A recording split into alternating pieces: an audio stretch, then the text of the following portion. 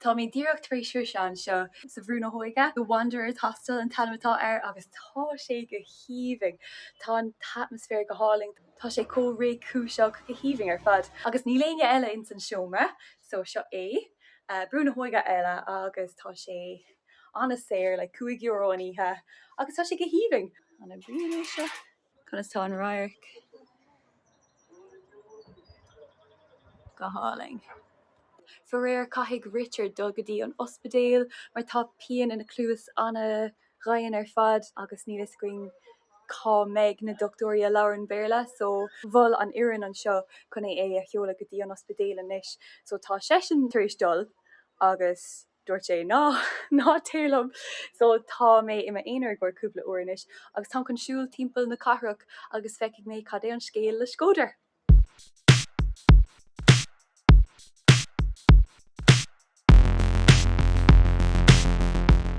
Thug mé faoin neara go Díreach gur cathair álainn í SHKODER le neart caifé agus bialann. Bhí na sráideanna cóglóta agus bhí gach aine an mu ag buint taitneamh as an aimseir.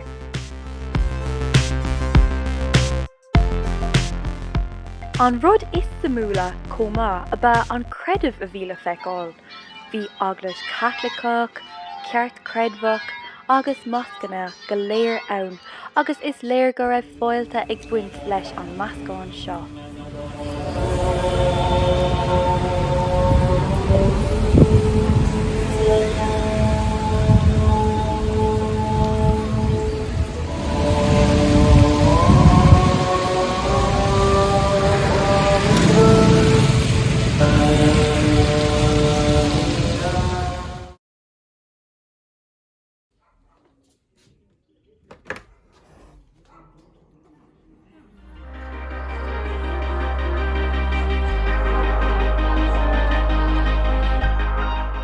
An ládar gionn thosaíomar le tiomáint gearr go zogaidh ar Loch Skadar.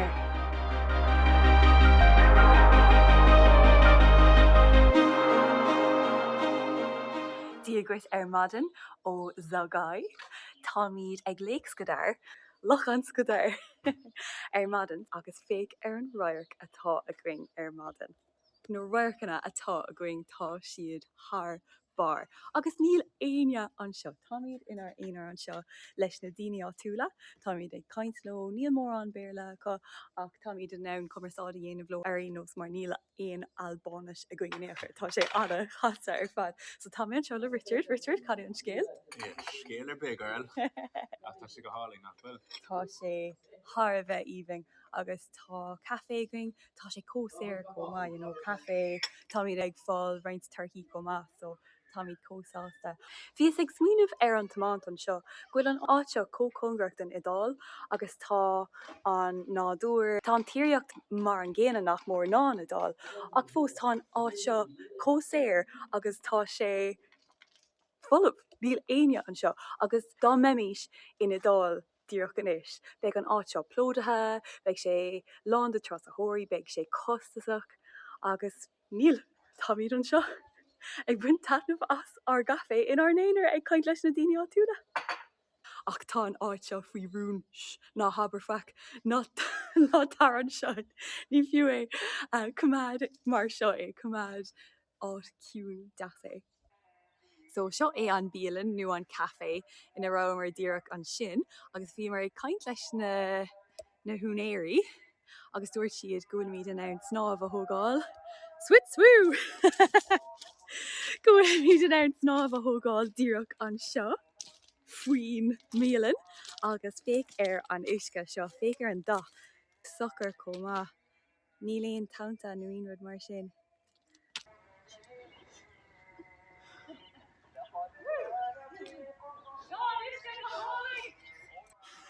Tá sé cuisteach fór.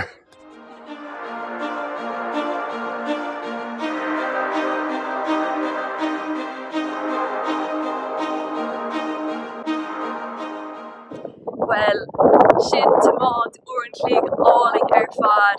Bhí mar ag tomáint tríd na Caisleáin sin, agus bhí ann íoming ann, agus is tá míad ar an Cósta Albáin chuig.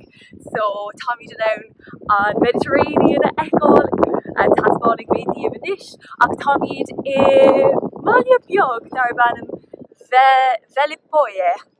Boya ceapam gúil an J cosúla ar é nó agus tá iad chun dulgadí an trá tar éis bia tá ochras an dain ar tar éis an snáb ach tá iad chun dul I gcóir dar a snáb wú chun is a bhreathan tú Richard An ceapan tú sin é an adá nó roiitéigen heile?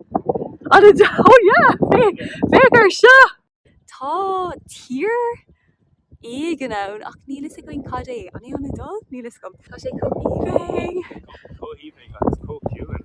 Co-ciú níl aine an seo like yeah mí a brán atá going ach fós níl aon bhíalan an seo tá gacra dúnta so tá iad ag leir bia ar dús tá is a gom nach dagan anna chuid trasóirí an seo ach fós tá sé co-at mar tá an áitfollamh ach tá óstáin ag ngacát gach ferganmh is óstáin é agus níl aine timp láta cá mar an na daoine nílas a gom tá sé seo riochtanach an nómh Factor 5 mar tá sé hart ar 5 céimis fit an nómh so tá sé anathe ar fad tá sé go híoming ach yeah, tá an unga gréine uing agus ceannig mé an unga gréine an seo agus bhí sé cócostasach an rud is costasaí an seo go dtíanais bhí sé mar an ggéine ná an éire so bhí sé seo níos mó ná €4 ceapam agus sin an ceann is tíre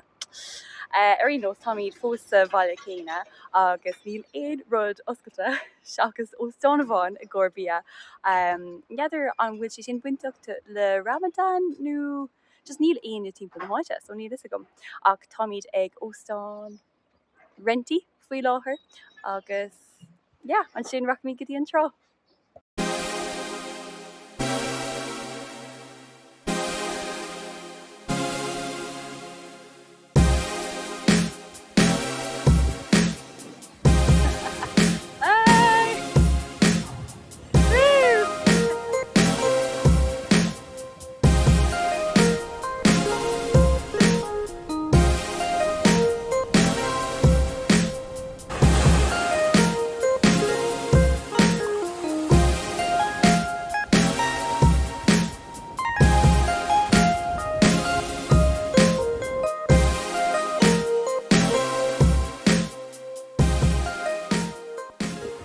Tá an tá dear go gom an nómh mar tá mé sa Mediterranean san again Mediterranean agus tá sé beagánn fór cínta ní lánach ní a brán ach tá sé níos teo ná an airga in éireann ar é nós an tain droróid faoin áit seo sin go bhfuil sé cuiseach sa lach like níl an trá go híoming ar fad tá an bailile seo salach agus tá sé fós dúnta dúirt or rastalí go dagan daoine an seo ní úl ní lúnasa ach ribh sin bíonn sé anna ciún agus níos siad réig de trosaitheoirí a hiile ach fós ní féidir lom garránaí anam tá sé go híoming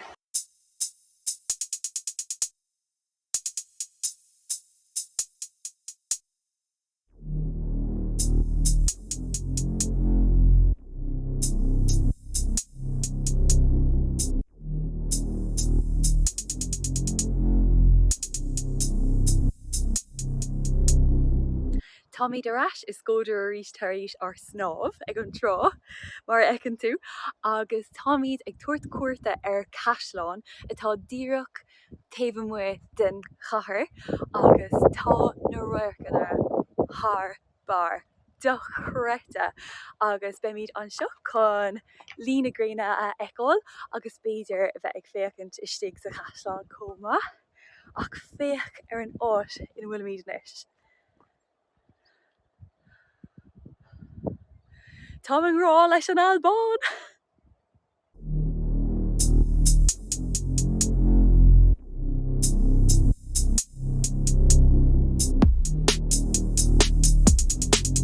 Díreach go an bhuachail.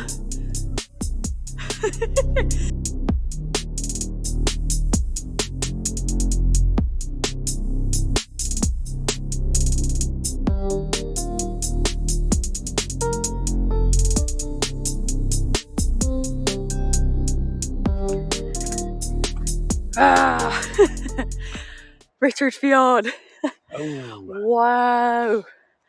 Oh my tá sé fiú níos fearr ná ceap mé hena féin. Féidir siad like. Do chréite. Wow, ní léon focail. Oh my god. Tá mí díreach las muid an chathair SHKODER inis. Sin SHKODER, tá sé mór galore. Agus tá na sléite an seo. Nílas gon cén sort sléite cén tanmatáir. Not siad na Alps? Well, na Alps Albáine. A cursed mountains ceapan. Ag neadidir an iad seo. Níl siad ó thuaig mar tá mí dána cóngracht de Montenegro inis. Agus sin Loch Skadar. Bhí mar ag snábhan sin an agus tá mí den gach rud a eáil an seo.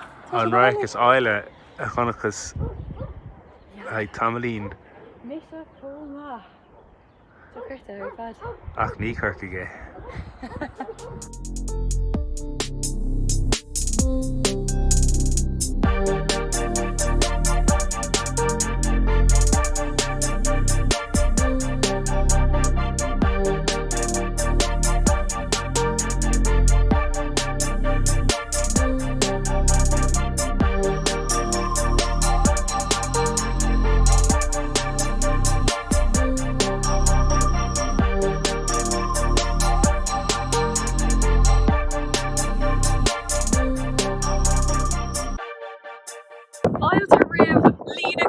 Anna Gwafer ar fad, tá mé ag bar an Caisleán inis agus féic ar an réigiún agus an gréine ag líonis. Tá míad ag fágáil SHKODER amárach, maidin amárach, agus tá míad ag tiomáint go theith. So, go dtí an céad áit eile, slán go fóil! Fáilte go nabh. Agus tá seachta. I ngachás. Tá míad beagáirí caiilte. Ach tá an droichead Caisleán Shkodër.